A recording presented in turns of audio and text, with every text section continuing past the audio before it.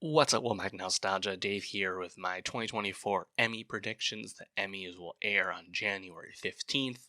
I, of course, gave my nominations predictions earlier in the year. I reacted to the actual nominations, so I've covered who actually got nominated, who didn't, the snubs. I already talked about that before. Please check that video out if you missed it. But now it's time to actually talk about who will win based off who actually got nominated. So I'm going to go through the big three categories: comedy series, drama series, and limited series, as well as actor, actress, supporting actress for those three categories as well. So I'm just going to stick to the big stuff there. I'll go through all the nominees and then who I think will win and why. Of course, let me know who you think will win as well as who you want to win based off who's nominated. Please let me know. Let's start with Outstanding Comedy Series. The nominees are Abbott Elementary, The Bear, Curb Your Enthusiasm, Hacks, Only Murders in the Building, Palm Royale, Reservation Dogs, and What We Do in the Shadows. Pretty good field for the most part. I think the battle here is between The Bear and Abbott Elementary. Remember, this is The Bear Season 2, so not the most recent Season 3 that aired earlier this year. The Bear Season 2, of course, critically acclaimed, critically adored. I think that will be more than enough for this to sweep as a result there, but perhaps The Bear Season 3 not being quite as warmly received could color some voting. As a result, I think Abbott is a slight threat, but I think The Bear's going to win. It's really not that complicated, and I think this is going to be a trend with my predictions, but the Emmys, unfortunately, seems to really, lately, voting trends-wise, seems to really focus on a smaller number of programs getting a lot of nominations. We've certainly seen that the last few years, and that also kind of sticks to, like, programs kind of running it up and less people winning as a result. Like, the wealth is not spread as much anymore, and you'll certainly see that with my predictions. So Outstanding Comedy Series is going to be The Bear. What about Outstanding Lead Actor in a Comedy Series? We have Matthew Berry from What We Do in the Shadows, Larry David from Curb, Steve Martin from Only Murders, Martin Short from Only Murders, Jeremy Allen White for The Bear, and DeFaro Winatai from Reservation Dogs. It's going to be Jeremy Allen White for The Bear. Don't overthink it. That one's locked in. Outstanding Lead Actors in a Comedy Series. We have Quinta Brunson from Abbott Elementary, Io Debary from The Bear, Selena Gomez from Only Murders, Maya Rudolph from Loot, Jean Smart from Hacks, and Kristen Wiig from Palm Royale. So this one, I think, is between Io and Jean Smart. Quinta Brunson, I think, is in the mix, but I think running behind those two. And if The Bear is in fact as strong as I expect it to be, this is going to be Io. But I think it's important not to completely rule out Jean Smart, who has also won this category before. But we're going to go with Io Debary here. Her performance as Sydney, especially in Season 2, tremendous, as we all know. Outstanding Supporting Actor in a Comedy Series. We have Lionel Boyce from The Bear, Paul W. Downs from Hacks, Evan Moss-Bachrach from The Bear, Paul Rudd from Only Murders, Tyler James Williams from Abbott Elementary, and Bowen Yang from SNL. This is going to be Evan Moss-Bachrach, Richie, cousin from The Bear. Really exciting win. It's going to be sick. Well deserved. That'll be awesome. I don't think there's much threat to him in this category at all, to be honest. It's incredibly safe.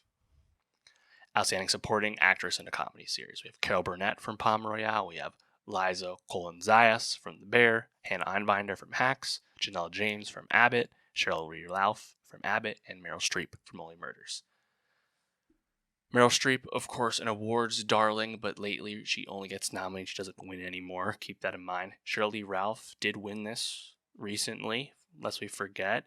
And Liza Colin-Zayas, Tina from The Bear, really great in Season 3. Could that color voting, even though this is for Season 2?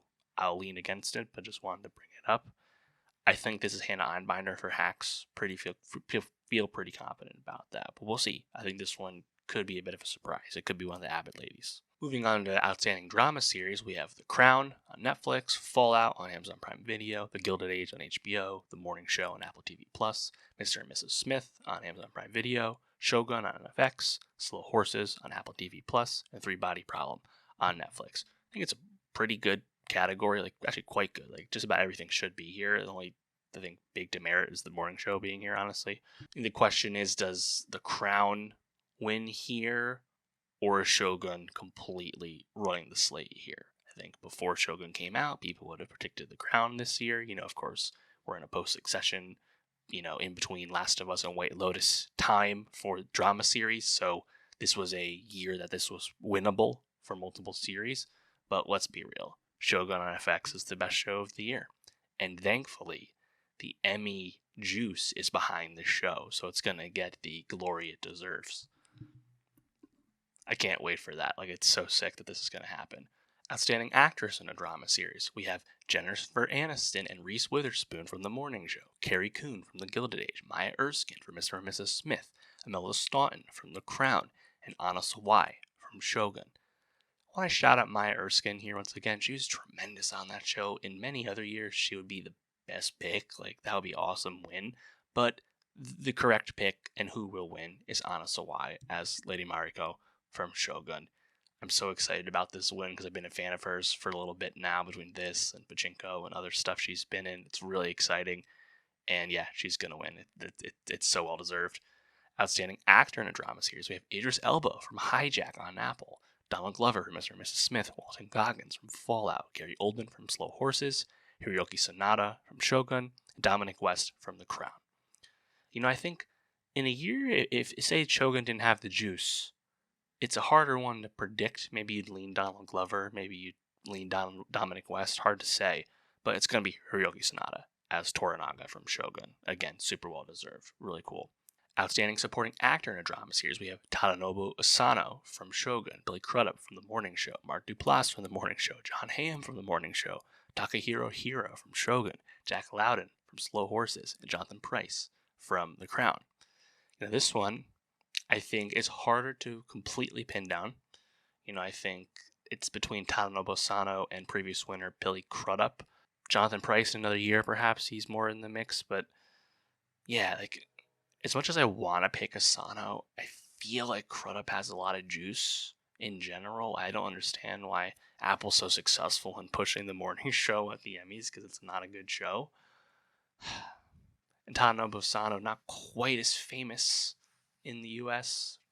Certainly not as famous as Hiroyuki Sanada. Nonetheless, I'll go with Tadanobu Asano as Yabushige from Shogun. Another great performance, great supporting performance specifically. So, yeah, maybe it's a little wishful thinking, but that's where I'll go. Outstanding Supporting Actress in a Drama Series, we have Christine Baranski from The Gilded Age, Nicole Beharie from The Morning Show, Elizabeth Debicki from The Crown, Greta Lee from The Morning Show, Leslie Manville from The Crown, Karen Pittman from The Morning Show, and Holland Taylor from The Morning Show.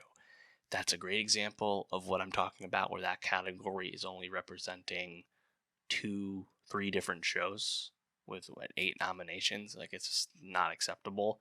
Honestly, like, these are we can't have like 4 people nominated for the same show in the supporting category. It's very stupid. The supporting category should be where we're able to recognize a less heralded show for like some great element of it in the acting category. But no, that's not what's happening.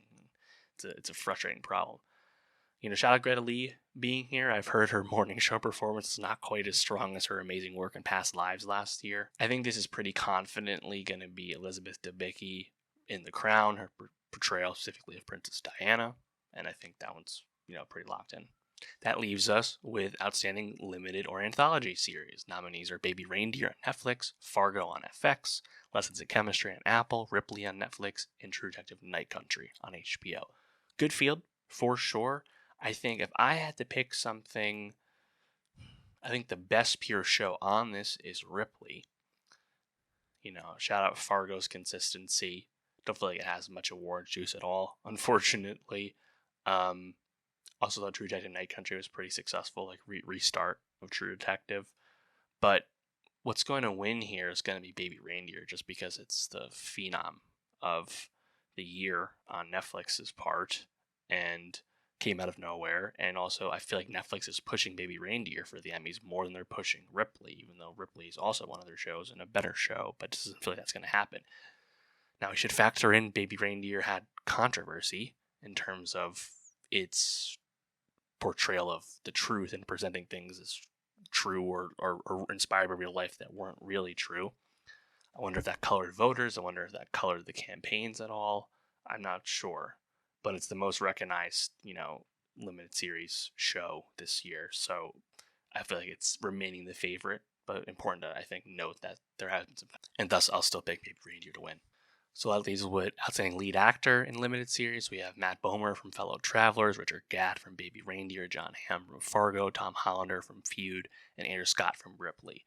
Similarly, I think probably objectively, Andrew Scott would be an awesome pick here, even John Hamm for that matter, but it's going to be Richard Gadd from Baby Reindeer. I'm pretty confident in that one. Again, it just feels like Netflix is pushing that show more. And also, Andrew Scott kind of came up short with awards voting recently, of course, with the Oscars, where he didn't even get through to get a Best Actor nomination for All of Us Strangers. That's kind of in the back of my mind as well. Outstanding lead actress in limited series, we have Jodie Foster from True Detective, Brie Larson from Lessons in Chemistry, Juno Temple from Fargo, Sofia Vergara from Griselda, and Naomi Watts from Feud. Yeah, I think this one, like Brie Larson, probably in another universe was a really good pick for that, but Lessons in Chemistry was not that successful as a show. I think it's pretty obviously going to be Jodie Foster, the best part of the new True Detective. I think that's pretty well earned. Outstanding supporting actor in limited series, we have Jonathan Bailey from Fellow Travelers, Robert Downey Jr. from Sympathizer, Tom Goodman-Hill from Baby Reindeer, John Hawkes from True Detective, Lamorne Morris from Fargo, Lewis Pullman from Lessons in Chemistry, and Treat Williams from Feud. So this is one I was more confident in, when I talk about the nominations, right? Robert Downey Jr. from The Sympathizer on HBO, playing like 5 different characters. It's a really good performance, honestly. It's quite showy as well, very awards friendly. And that's where I had been leaning. I saw a lot of predictors, though, this year go with Jonathan Bailey from Fellow Travelers, which is a Showtime show, which I haven't seen. And you also have a Baby Reindeer nomination here, which should be acknowledged. But I'm still going to go with RDJ's star power, even though he probably won't even attend the Emmys. And lastly, that gives us outstanding supporting actress in limited series. We have Dakota Fanning for Ripley, Lily Gladstone for Under the Bridge, Jessica Gunning for Baby Reindeer, Aja Naomi King from Lessons in Chemistry, Diane Lane for Feud, and Callie Reese from True Detective. I like Callie Reese's performance. Shout out Lily Gladstone getting the nom here after coming up just a bit short at the Oscars for Best Actress. Dakota Fanning, nice to see that nom. But I think this one also pretty easily is going to be Jessica Gunning from Baby Reindeer. Controversy aside, just feels like Baby Reindeer's got it. So yeah, that's all my picks. Just a recap. Here are my 2024 Emmy predictions. Best Comedy Series, The Bear Season 2. Comedy Actor, Jeremy Allen White from The Bear. Comedy Actress, Ayo Edebiri from The Bear. Comedy Supporting Actress, Hannah Onbinder from Hacks. Comedy Supporting Actor, Evan Moss-Bachrach from The Bear. Best Drama Series, Shogun. Best Drama Actor, Hiroyuki Sanada from Shogun. Drama Actress, Anna Sawai from Shogun. Drama Supporting Actress, Elizabeth Debicki from The Crown. And drama supporting actor, one of the harder ones, but I'm going with Tadanobu Asano from Shogun, although Billy Crudup from Apple is, I think he could win, but I'm going with Asano. Limited series, gonna go with Baby Reindeer on Netflix. Limited actress, Jodie Foster on True Detective. Limited actor, Richard Gadd from Baby Reindeer. Limited supporting actress, Jessica Gunning from Baby Reindeer. And limited supporting actor, I'm going with Robert Downey Jr. from HBO's The Sympathizer. Let me know who you want to win.